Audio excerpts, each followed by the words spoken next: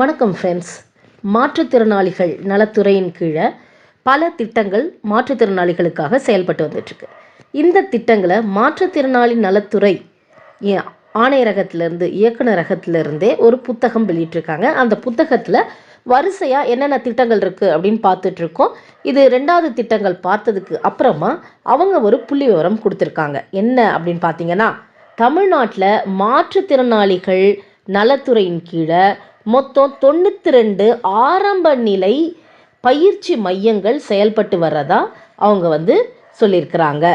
ஆரம்ப நிலை பயிற்சி மையங்களில் எண்ணிக்கை எப்படி இருக்குது அப்படின்றத தான் இந்த வீடியோவில் நம்ம பார்க்க போகிறோம். ஃபஸ்ட்டு நம்ம எப்படி கொடுத்துருக்காங்கன்னா, ஆரம்ப நிலை பயிற்சி மையங்கள் எண்ணிக்கை அப்படின்னு கொடுத்துருக்காங்க. 1, செவி மாற்றுத்திறனாளி குழந்தைகளுக்கான ஆரம்ப நிலை பயிற்சி மையம் 33 இருக்குங்க. 33 பயிற்சி மையங்கள் இருக்குது.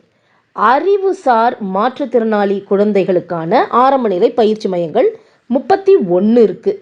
பார்வை மாற்றுத்திறனாளி குழந்தைகளுக்கான ஆரம்ப நிலை பயிற்சி மையங்கள் எத்தனை இருக்குன்னா 6 இருக்குது.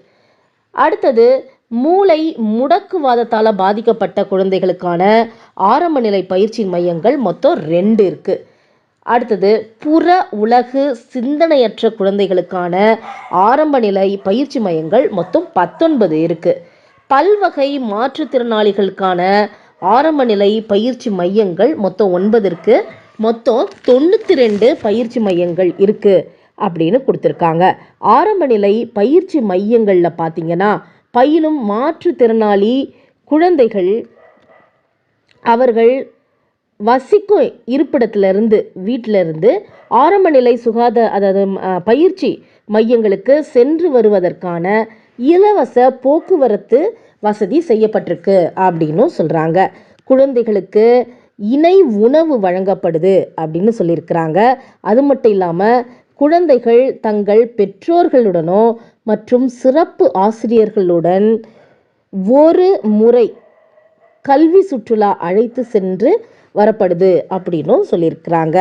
ஸோ இந்த ஆரம்ப நிலை பயிற்சி மையங்கள் எந்த வயசுக்கு அப்படின்னா 0லேருந்து 6 வயது உட்பட்ட குழந்தைகளுக்கு நடந்துட்டுருக்கு அப்படின்னு மாற்றுத்திறனாளி நலத்துறையினால் வெளியிடப்பட்ட புத்தகத்தில் இருக்குங்க. இந்த புள்ளி விவரம் உங்களுக்கு ரொம்பவே பயனுள்ளதாக இருக்கும் அப்படின்னு நம்புகிறேன். தொடர்ந்து நிறைய வீடியோவை நம்ம இது மாதிரி போட்டுக்கிட்டே இருப்போம். திட்டங்கள் மொத்தமே நம்ம டெலிகாஸ்ட் பண்ண போகிறோம்.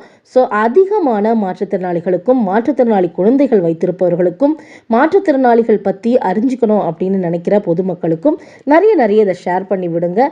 எல்லாரும் பயனடையட்டும். நிறைய சப்ஸ்கிரைப் பண்ணுங்கள், லைக் பண்ணுங்கள், கமெண்ட் பண்ணுங்கள். நன்றி, வணக்கம்.